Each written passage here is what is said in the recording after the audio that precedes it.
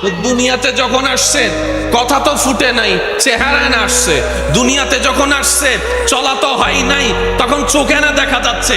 চোখের সৌন্দর্যের বর্ণনা শুনে নিল বিশ্ববাসী, চেহারার সৌন্দর্যের বর্ণনা শুনে নিল বিশ্ববাসী, হাসি মুবারকের সৌন্দর্যের বর্ণনা দেখে নিল বিশ্ববাসী। যখন আপনার আমার নবী আল্লাহর হুকুমে আস্তে আস্তে বড় হওয়া শুরু করলেন, আস্তে আস্তে বড় হওয়া শুরু করলেন, সুবহানাল্লাহ বলেন। কি সৌভাগ্য আমাদের! আল্লাহর কেমন দয়া আমাদের প্রতি, কেমন দয়াল নবীর উম্মত হিসাবে আপনার আমার নামকে আল্লাহ লিপিবদ্ধ করেছেন। সেই নবী আস্তে আস্তে বড় হচ্ছে, হাঁটা শুরু,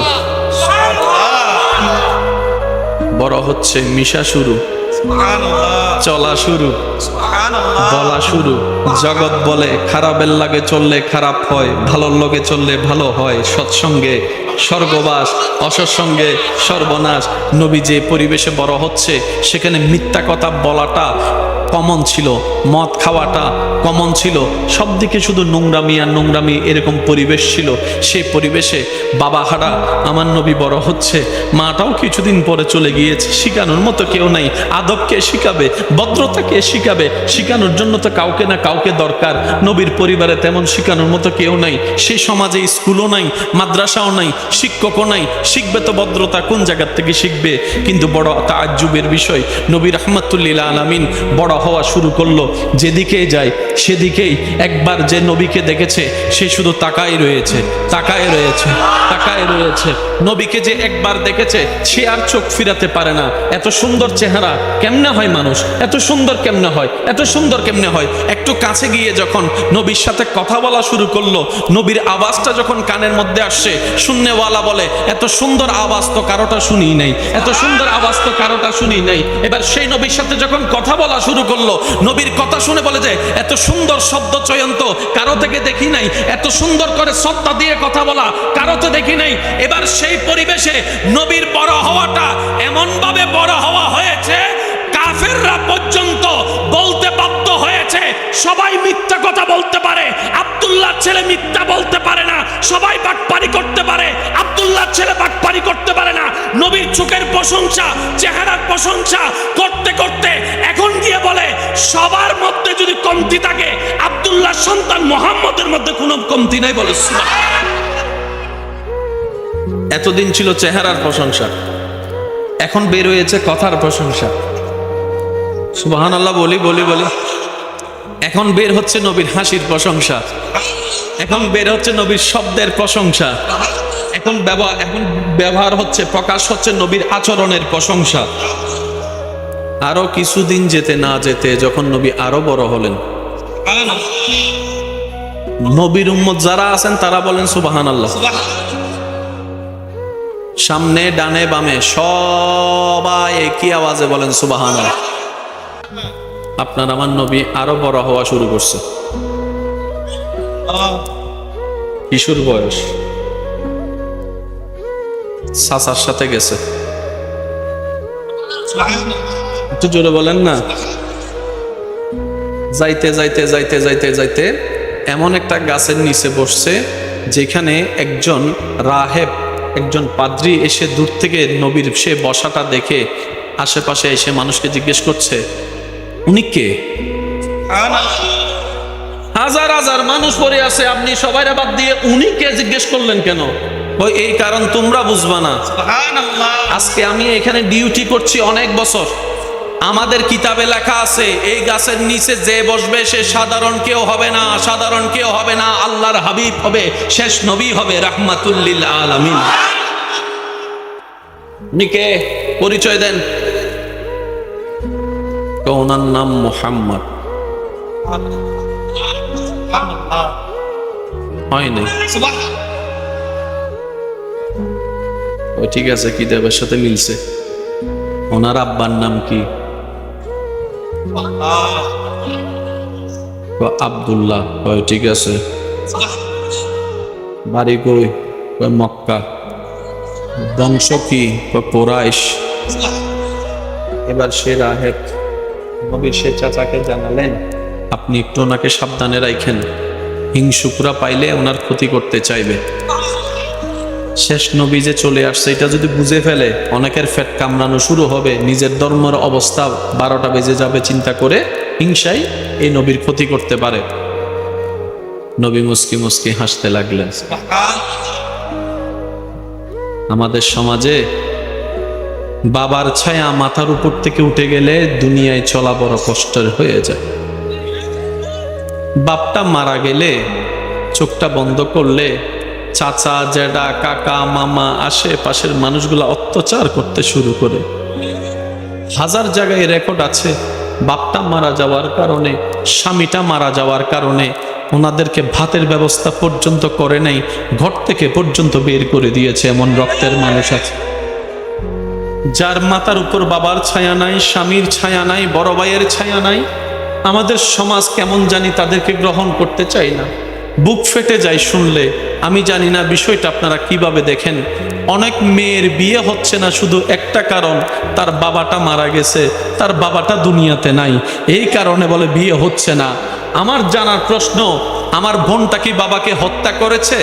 না, আল্লাহর সম্পদ আল্লাহ যখন মন চায় তখন দিবে, তখন যখন মন চায় তখন নিয়ে যাবে। মেয়ের বাবার মৃত্যুতে তো মেয়ের কোনো হাত নাই, তাহলে বাবা না থাকার কারণে মেয়েকে বিবাহ দিবেন না কেন, করবেন না কেন, ছেলের জন্য বউ বানায় আনবেন না কেন? বলে যে অভিভাবক নাই।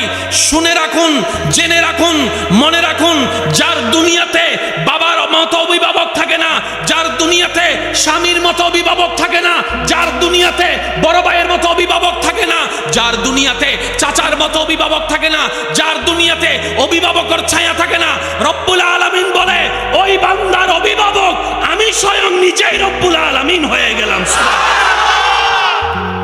সেজন্য এই সমস্ত মানুষদেরকে কাছে টানার চেষ্টা করবেন। যার দুনিয়াতে অভিভাবক নাই, আপনি বলবেন যে আমি আছি তোর সাথে, আল্লাহ পাক দেখবেন যে আপনাকে রহমত দিয়ে ভরপুর করে দিবে, আপনি কল্পনাও করতে পারবেন না। সুবহানাল্লাহ। ইমানদার ভাইরা আওয়াজ দিয়ে বলেন, আল্লাহ চাইলে পারে কি পারে না? আল্লাহ চাইলে দিতে পারে কি পারে না? পাথর থেকেও ফুল আমার রব্বুল আলামিন ফুটাতে চাইলে পারে কি পারে না? তো সমাজের এই সমস্ত দুষ্টু কালচারগুলো পরিবর্তন হওয়ার দরকার, চিন্তা ভাবনাগুলো পরিবর্তন হওয়ার দরকার। বরং আমি বলবো যার বাপ নাই তাড়াতাড়ি গিয়ে তার ছেলেকে বউ বানান, আর যাইয়া বলেন তোর বাপ নাই, কি হয়েছে রে মা, আজকে থেকে আমি তোর বাপ, আজকে থেকে আমি তোর বাপ। কারণ এতিমের মাথায় হাত বুলাই দেওয়া মানে রবের রহমতকে লুটে পুড়ে নেওয়ার ব্যবস্থা করা। রব্বুল আলামিন বলে যার দুনিয়াতে কেউ নাই, আমি রব তার সাথী হয়ে যাই। সুবহানাল্লাহ। আল্লাহ আমাদেরকে বুঝার তৌফিক দান করুক। নবী রাহমাতুল লিল আলামিন আরো বড় হচ্ছে, নবী রাহমাতুল লিল আলামিন আরো বড় হচ্ছে। বাবা, মা, দাদাও দুনিয়াতে পরিচয় দেওয়ার মতো কিংবা হাত ধরার মতো।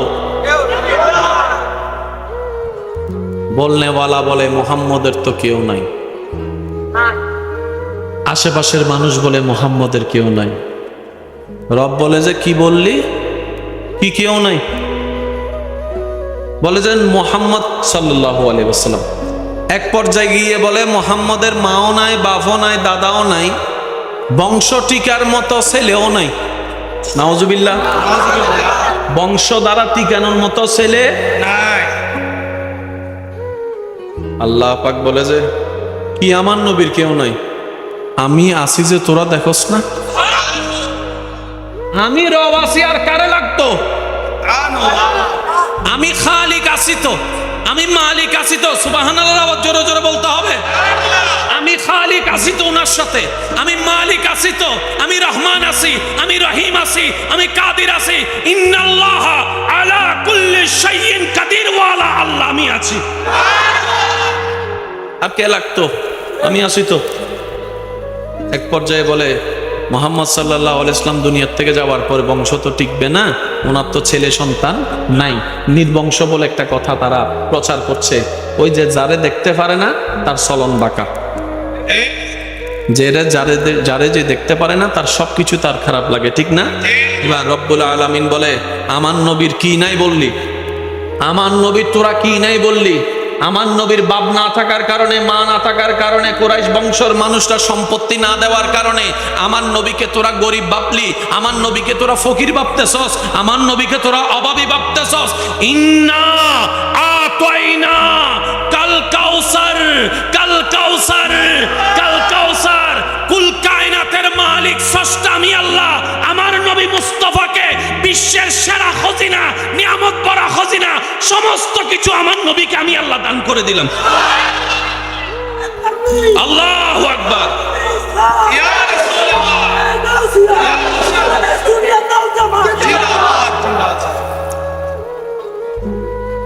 নবীর দুনিয়াতে আসার আগে আব্বাজানকে আল্লাহ নিয়ে গেছে। আমি সবার একটু মনোযোগ চাইবো, আজকে একটা কথা মনে রাখবেন, আল্লাহর উপর যে ভরসা করার মতো ভরসা করতে জানে, আল্লাহর হুকুম আসার জন্য যে অপেক্ষা করার মতো করতে জানে, আপনার চোখে যেখানে দেখবেন লাভ নাই, রব্বুল আলামিন আপনার ধৈর্যের কারণে সেখান থেকেও লাভের নদী আপনার জন্য খুলে দিবেন। সবসময় মাথায় রাখবেন, আপনার চোখে বলছে আমি লসে আছি, আপনার ব্রেইনে বলছে আমি লসে আছি, কিন্তু আপনার ঈমান বলছে আমার আল্লাহ আছে। ওই বিশ্বাসটা, ঈমানটার কারণে আপনার ব্রেনটাকে মিথ্যা প্রমাণিত করে, আপনার চোখটাকে ভুল প্রমাণিত করে। রব্বুল আলামিন এমন জায়গা থেকে লাভের সন্ধান বের করে দিবে, কল্যাণের সন্ধান বের করে দিবে, শান্তির রাস্তা বের করে দিবে। যখন সামনে আসবে আপনি অবাক হওয়া ছাড়া দ্বিতীয় কোনো উপায় থাকবে না। তবে সেই জায়গায় একটা চরম পরীক্ষা আপনার আমার দিতে হয়, যেখানে আমরা প্রায় সময় মানুষ ফেলি, সেটা হচ্ছে আমরা যদি সেই সময়টা আসে, আমাদের প্রধান কাজ হচ্ছে ডাইনে বামে না তাকিয়ে চোখটা বন্ধ করে রবের দরবারে সিজদা দিয়ে আগে শুকরিয়া আদায় করা। এই চালাকি, এই কাজটা, এই বুদ্ধিমানের কাজটা যদি আমরা করতে পারি, নিয়ামতের কোনো অভাব হবে না। আমাদের অভ্যাস হচ্ছে বিপদে পড়লে আল্লাহকে ডাকতে ডাকতে ডাকতে ডাকতে ডাকতে ডাকতে উড়াই ফেলি একদম, আর বিপদ কেটে গেলে আল্লাহর দরবারে শুকরিয়া করার কথাটা আর মনে, এই জায়গায় আমাদেরকে একটু শুধরাতে হবে। বিপদে ধৈর্যের মাধ্যমে আল্লাহকে স্মরণ করব, নিয়ামত পাওয়ার পরে শুকরিয়ার মাধ্যমে রব্বুল আলামিনকে স্মরণ করব। বলি সুবহান।